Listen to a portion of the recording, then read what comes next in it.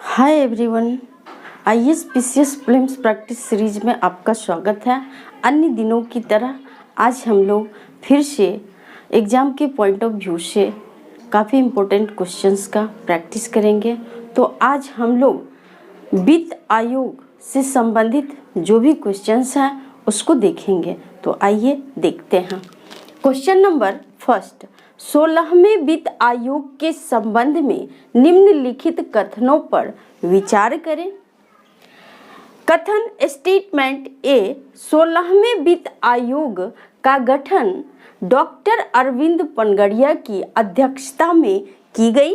Statement B, यह एक सांविधिक निकाय है जिसकी नियुक्ति राष्ट्रपति द्वारा की जाती है। स्टेटमेंट सी, यह केंद्र और राज्यों के बीच वित्तीय संबंधों पर चर्चा करती है। स्टेटमेंट डी, यह आपदा प्रबंधन वित्त पोषण की वर्तमान व्यवस्था का भी समीक्षा करेगा। Option number first statement A एवं B, option number second statement B एवं C, option number third statement A C एवं D and option number fourth statement A एवं स्टेटमेंट डी। हमारा सही आंसर होगा option number third statement A C and statement D correct है, जबकि statement be incorrect असत्य हो गया। तो क्यों, आइए समझते हैं। जैसा कि आप जानते होंगे कि 15वें वित्त आयोग के अध्यक्ष एन.के. सिंह थे, जिनका की कार्यकाल 2020-21 से 2024-25 तक था। यानी एन.के. सिंह की अध्यक्षता वाली 15वें वित्त आयोग का कार्यकाल 2025 को समाप्त हो जाएगा। इसलिए 16वें वित्त आयोग का गठन राष्ट्रपति के द्वारा संविधान के अनुच्छेद 280 के तहत की गई है, जिसका कि अध्यक्ष डॉक्टर अरविंद पनगड़िया जी हैं। 16वें वित्त आयोग जिसको कि अपनी रिपोर्ट 2025 तक सौंपनी है और 16वें वित्त आयोग का जो कार्यकाल है वह 2025-26 से 2031 तक होगा। अगर स्टेटमेंट बी की बात करें तो यह एक सांविधिक निकाय है जो कि असत्य है, गलत है, क्योंकि आप लोग जानते हैं कि वित्त आयोग की चर्चा संविधान के आर्टिकल 280 में की गई है। इसलिए जो वित्त आयोग है, फाइनेंस कमीशन है, वह कॉन्स्टिट्यूशनल बॉडी है, न कि सांविधिक निकाय है, स्टैट्यूटरी बॉडी है। आइए समझते हैं कॉन्स्टिट्यूशनल एंड स्टैट्यूटरी बॉडी में क्या फर्क होता है। तो जिस आयोग, निकाय या इंस्टीट्यूशंस की चर्चा संविधान में की गई है उसे संवैधानिक निकाय, कॉन्स्टिट्यूशनल बॉडी कहा जाता है। पिछले क्लास में मैं सीबीसी की चर्चा की थी, केंद्रीय सतर्कता आयोग की, जिसकी चर्चा संविधान में नहीं की गई है। इसलिए सीबीसी संवैधानिक निकाय न होकर के सांविधिक निकाय है। मैं इस चीज को बार बार आप लोगों के समक्ष रखती हूँ ताकि आप लोग को कहीं कोई परेशानी न हो। कुछ मुख्य पॉइंट्स को भी देख लेते हैं जो कि एग्जाम में पूछा जाता है। वित्त आयोग का गठन प्रत्येक 5 वर्ष पर राष्ट्रपति के द्वारा की जाती है और वित्त आयोग, फाइनेंस कमीशन बहुसदस्यीय निकाय है जिसमें एक अध्यक्ष और 4 अन्य सदस्य होते हैं। इन 4 अन्य सदस्यों में से 2 पूर्णकालिक और 2 अंशकालिक सदस्य होते हैं, जिनका के कार्यकाल 5 वर्षों का होता है। आपको यह भी ध्यान रखना है कि जो वित्त आयोग है, यह आयोग एक अर्ध न्यायिक और सलाहकारी आयोग है, यानी वित्त आयोग के द्वारा जो सिफारिश की जाती है वह सरकार के लिए बाध्यकारी नहीं होता है, जब तक कि कोई आधिकारिक प्रश्न न हो। वित्त आयोग अपना प्रतिवेदन राष्ट्रपति को सौंपती है, फिर राष्ट्रपति उस प्रतिवेदन को संसद के दोनों सदनों में रखती है। आपको निश्चित रूप से ध्यान में रखना है। एक और मुख्य पॉइंट्स जिसके बारे में मैं आप लोगों को जानकारी दे देना चाहती हूं कि आखिर वित्त आयोग फाइनेंस कमीशन का गठन क्यों किया जाता है। तो फाइनेंस कमीशन का गठन 2 स्तर पर किया जाता है। डियर स्टूडेंट्स, आप लोगों को ध्यान में रखना है।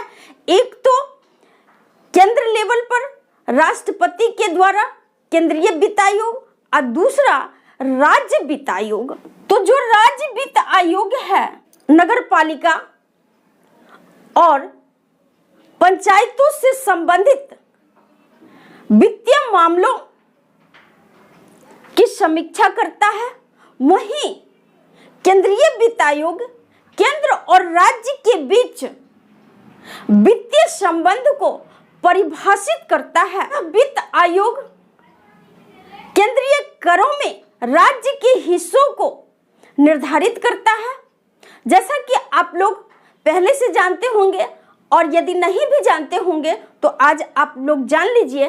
15वें वित्त आयोग, जिसके अध्यक्ष NK सिंह था, इनके द्वारा केंद्रीय करों में राज्य का हिस्सा 41% निर्धारित किया गया था। यह आपको ध्यान में रखना है, क्योंकि एग्जाम में यह पूछा जाता है कि केंद्रीय करों में राज्य का हिस्सा कितना प्रतिशत है। तो आपको ध्यान रखना है कि 15वें वित्त आयोग के द्वारा इसे 41% निर्धारित किया गया है। ओके, राज्य वित्त आयोग की चर्चा संविधान के आर्टिकल 243 आई और 243 वाई में की गई है। यह भी स्टेट PCS में पूछा जाता है।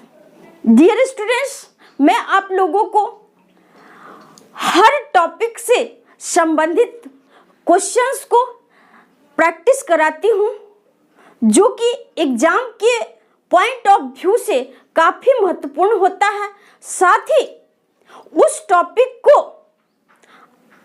मैं आपके समक्ष डायरेक्ट ना रख करके, टॉपिक के रूप में ना रख करके, क्वेश्चन की प्रैक्टिस के समय ही उस टॉपिक को बारीकी से और उस टॉपिक से संबंधित जो की पॉइंट्स हैं उसको समझाने की हर संभव प्रयास करती हूँ, ताकि आप एग्जाम में अपने आप को कंफर्टेबल फील करा सकें। आप लोग धैर्यपूर्वक मेरे द्वारा जो टॉपिक्स आपके समक्ष रखी जाती है और जो रिवीजन करवाई जाती है उसको आप लोग अच्छे से समझें।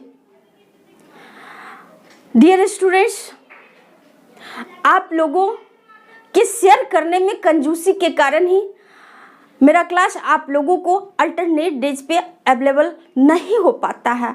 आप लोग अगर मुझसे अधिक से अधिक मेहनत करवाना चाहते हैं, अधिक से अधिक कंटेंट और प्रैक्टिस के रूप में बहुत सारे क्वेश्चंस का प्रैक्टिस करना चाहते हैं, तो प्लीज़ मेरे इस क्लास को आप लोग अधिक से अधिक शेयर करें, उसमें कंजूसी ना करें। क्वेश्चन नंबर 2, इंफ्रा बॉन्ड के संबंध में निम्नलिखित कथनों पर विचार करें। कथन स्टेटमेंट ए, इसे सरकार और निजी क्षेत्रों के द्वारा जारी किया जाता है। स्टेटमेंट बी, यह एक अंशकालिक बॉन्ड है। Statement C, triple A rating वाले इंफ्रा बॉन्ड सदैव श्रेष्ठ होता है। स्टेटमेंट डी, निजी क्षेत्र की तुलना में सरकारी इंफ्रा बॉन्ड को अच्छा और सुरक्षित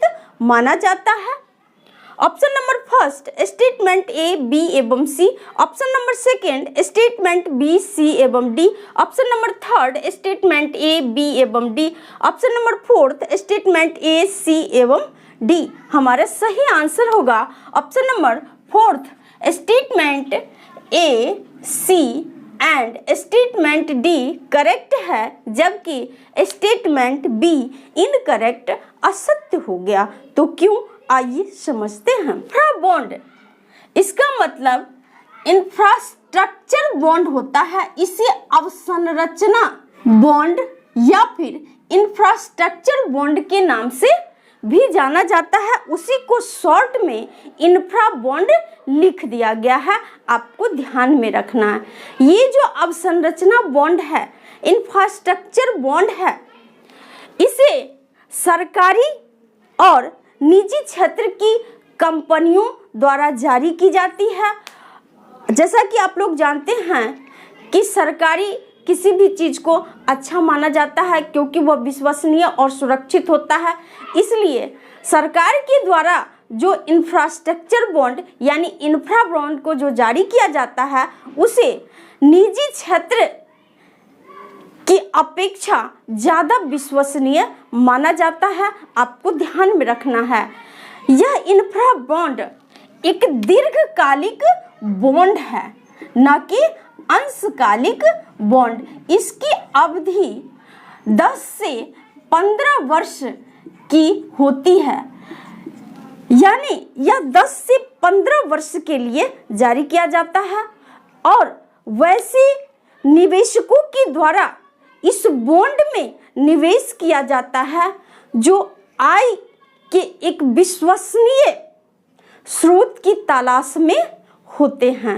ओके, क्रेडिट रेटिंग के एजेंसी के द्वारा इस बॉन्ड को रेटिंग भी दी जाती है और जो ट्रिपल ए रेटिंग वाला इंफ्रा बॉन्ड होता है वह ज़्यादा सुरक्षित माना जाता है, उत्तम माना जाता है। ओके, इंफ्रा बॉन्ड को किसी विशिष्ट परियोजनाओं हेतु धन जुटाने के लिए सरकार और निजी क्षेत्र के द्वारा जारी किया जाता है। इसे बैंकों में जमा की जाने वाली सावधि जमा की भांति ही दीर्घकालिक यानी 10 से 15 वर्षों के लिए जारी किया जाता है और 10.5% का ब्याज प्राप्त होता है। इन तीनों मुख्य पॉइंट्स को आपको ध्यान में रखना है। Okay, next question number 3, UNESCO के द्वारा किन शहरों को नई क्रिएटिव सिटीज में शामिल किया गया है? Option number A Kozhikode, B Gwalior, C Polavaram and D A एवं बी दोनों। हमारा सही आंसर होगा ऑप्शन नंबर डी। अभी हाल ही में यूनेस्को के द्वारा भारत के 2 शहरों को नई क्रिएटिव सिटीज नेटवर्क में शामिल किया गया है। वे 2 शहर केरल स्थित कोझिकोड, जिसका कि पूर्व नाम कालीकट था, आपको ध्यान में रखना है, और दूसरा शहर ग्वालियर है जो कि मध्य प्रदेश में स्थित है। आप लोगों को ध्यान में होगा कि ग्वालियर संगीत, बैजू बावरा, तानसेन और ग्वालियर घराने से संबंधित है। यह भी एग्जाम में पूछा जाता है, कई बार एग्जाम में पूछा गया है। बनी ठनी किस शैली से संबंधित है? तो आपको ध्यान में रखना है कि बनी ठनी किशनगंज शैली से संबंधित है। Okay. UNESCO United Nation Educational Scientific and Cultural Organization, UNESCO का मुख्यालय हेडक्वार्टर पेरिस में है, फ्रांस में स्थित है। यूनेस्को की स्थापना 1946 में की गई। यह भी आपको ध्यान में रखना है क्योंकि कई बार यूनेस्को का हेडक्वार्टर एग्जाम में पूछ लिया जाता है। विश्व भर में शांति स्थापित करने हेतु शिक्षा, विज्ञान और संस्कृति के क्षेत्र में अपना योगदान देकर विभिन्न देशों के बीच निकटता लाने हेतु प्रयास करता है। ओके। क्वेश्चन नंबर 4, भारत की किस खिलाड़ी की मूर्ति का अनावरण वानखेड़े स्टेडियम मुंबई में किया गया है? Option number A Virat Kohli, B Rohit Sharma, C Sachin Tendulkar and D इनमें से कोई नहीं। हमारा सही आंसर होगा option number C, Sachin Tendulkar की मूर्ति का अनावरण मुंबई के वानखेड़े स्टेडियम में किया गया। आपको ध्यान में रखना है वानखेड़े स्टेडियम कहाँ है, तो वह मुंबई में है। क्वेश्चन नंबर 5, हाल ही में किस राज्य सरकार द्वारा सरकारी सेवाओं और शिक्षण संस्थानों में 75% आरक्षण प्रदान करने की घोषणा की गई है? Option number A Uttar Pradesh, B Bihar, C Haryana and D इनमें से कोई नहीं। हमारा सही आंसर होगा ऑप्शन नंबर बी, बिहार सरकार के द्वारा सरकारी सेवाओं और शैक्षिक संस्थानों में जो पहले 60% आरक्षण दिया जाता था उसे बढ़ा करके 75% कर दिया गया। इस 75% में 10% आरक्षण EWS कैटेगरी को दिया गया है, 65% आरक्षण SC, ST, OBC and EBC को दिया गया है, पिछड़ा वर्ग और अत्यंत पिछड़ा वर्ग को दिया गया है। आपको ध्यान में रखना है। ओके। मेरे इस चैनल मल्टी स्टडीज के डिस्क्रिप्शन बॉक्स में मेरे टेलीग्राम चैनल और व्हाट्सएप का लिंक दे दिया गया है, वहाँ से भी आप मुझसे जुड़ सकते हैं। आज के लिए इतना ही। खुद भी मोटिवेटेड रहें। मुझे मोटिवेट करने के लिए अधिक से अधिक लाइक, शेयर एंड सब्सक्राइब करते रहें। थैंक यू, धन्यवाद।